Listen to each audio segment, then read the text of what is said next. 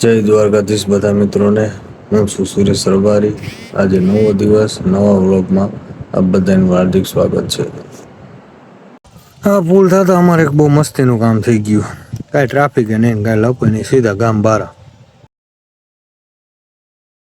હા, અમારા ગામનો ગેટ જેના ઉપર બિરાજે છે અમારા ગામ ધાણી વાસુકી દાદા. અને સીએનજી ગાડી હોય એટલે ગામ બહાર નીકળો એટલે પહેલાં સીધું સીએનજી પુરાવાનું થાય. તો આપણે હાલો ગેસ પુરાવી લઈએ. પેટ્રોલ ડીઝલના તો ભાવ વધી ગયા, હવે ગેસના પણ વધી ગયા. શું કરું, બધી બાજુ મોંઘવારી જ વધતી જાય. અમારે એક આ મેન સ્થળ તો તમને દેખાડવાનું બાકી જ રહી ગયું હતું. આ અવાલિયા ઠાકર છે.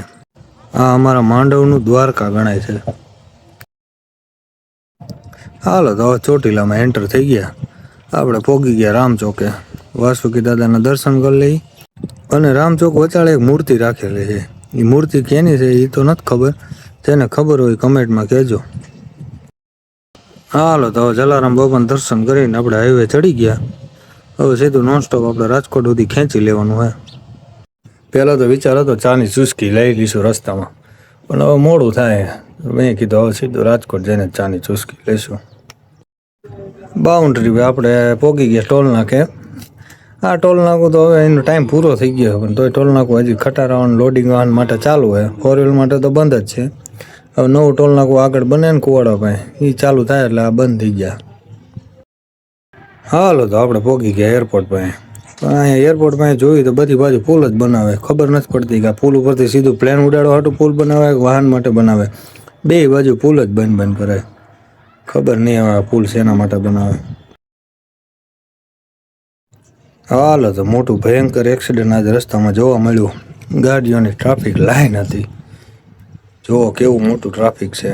બહુ ભયંકર એક્સિડન્ટ થયું એવું ટ્રાફિક છે. પણ એક્સિડન્ટમાં ખાલી એક મેડમ સ્કૂટીમાંથી પડી ગયા હતા, આટલી ગાડી ઊભી રહી ગઈ. આની જગ્યાએ કોઈ ભાઈ પડ્યા હોય કોઈ ઊભું ન રહે. આ છે કુવાડવાનો પુલ. ઘણા ટાઈમથી કામ હાલે, ગમે ત્યારે પુલ બને ખબર નહીં. અત્યારે તો અહીંયા ટ્રાફિકને ભૂક્કા બોલાવી નાખે એવું ટ્રાફિક થાય. પણ હવે પુલ બની જાય તો સારું, પછી મજા આવશે. હાલ તો હવે આપણે રાજકોટ ભોગવા આવ્યા. આ હાથ હનુમાનનો પુલ છે. અહીંયા હાથ હનુમાનનું મંદિર છે જે ફેમસ બહુ છે. અહીંયા શનિવાર ભરવાથી ઘણી મનોકામના પૂરી થઈ જાય. જે માનો તે માન્યતા પૂરી થાય. જે માને એની માન્યતા પૂરી થાય, ન માને એની ન પૂરી થાય. આ તો કંઈ શ્રદ્ધાઓની વાત છે. માનો તો બધું છે, ન માનો તો કાંઈ છે નહીં. હાલો તો આપણે પહોંચી ગયા રાજકોટ. હો ભાઈ, ગ્રીન લાઈન ચોકડીએ. હવે અહીંથી સીધો પુલ ચડો તો જુનાગઢ, સોમનાથ, પોરબંદર જવા માટે પુલ ચડવાનો. પણ આપણે પુલ ચડવા નથી, આપણે રાજકોટ સિટીમાં જવાનું. તો અહીંથી સર્વિસ રોડ લઈ લઈને નીચે પુલ નીચે ઉતરી જાય એટલે સીધા રાજકોટની અંદર. હાલો તો આપણે રાજકોટની અંદર સિટીમાં પહોંચી ગયા. આ રાજકોટનો ફેમસ પુલ છે. જે કોઈને ખબર હોય કે આ પુલનું નામ શું છે તો કોમેન્ટમાં કહેજો. આપણું કામ પતી ગયું, હવે પડી રાત. રાતે રાજકોટ રંગીલું ગણાય. જોઈ લ્યો કેવું રંગીલું છે. ટ્રાફિકમાં ઊભા રહી રહીને થાકી જવાય એવું રંગીલું છે. રાતે જ માણસો બહાર નીકળે.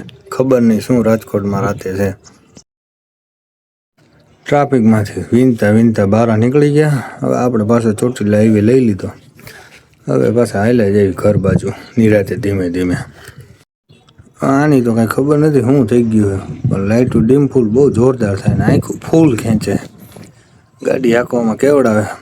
પણ હવે આ પુલ ઉપર જ દેખાય, બાકી આગળ તો કાંઈ છે નહીં એટલે વાંધો નહીં. હવે ધીમે ધીમે કાઢી લે.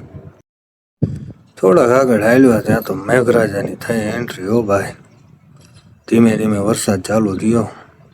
પણ મજા આવે વરસાદમાં ડ્રાઇવિંગ કરવાની. પણ રાતની તો જરાય મજા ન આવે, કેમ કે કાચમાં કાંઈ દેખાવ જ ન દે. આમ લાઇટો પડે એટલે પૂરું થઈ ગયું, કાંઈ દેખાય જ નહીં તમને રસ્તામાં.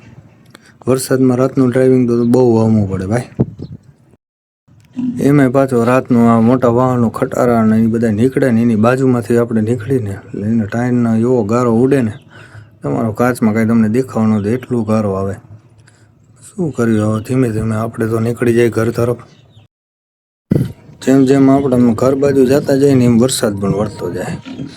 બહુ વધારે આવે. સારું, વરસાદની તો અત્યારે જરૂર છે જ.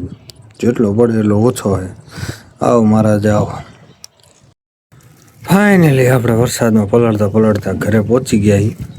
આ છે વાસુકી દાદાનું ઓવરબ્રિજ. અહીંયા વાસુકી દાદાનું મંદિર દેખાય, દર્શન કરી લઈ અને જય દ્વારકાધીશ બધાને. અને લાઇક, શેર અને સબસ્ક્રાઈબ કરવાનું ભૂલતા નહીં બધા મિત્રો, કેમ કે તમારા સપોર્ટ વગર આવો વ્લોગ હું બનાવી ન શકું. એટલે તમે બધા સપોર્ટ કરતા રહ્યો તો અમે આવા વ્લોગ બનાવતા રહીશું. જય દ્વારકાધીશ.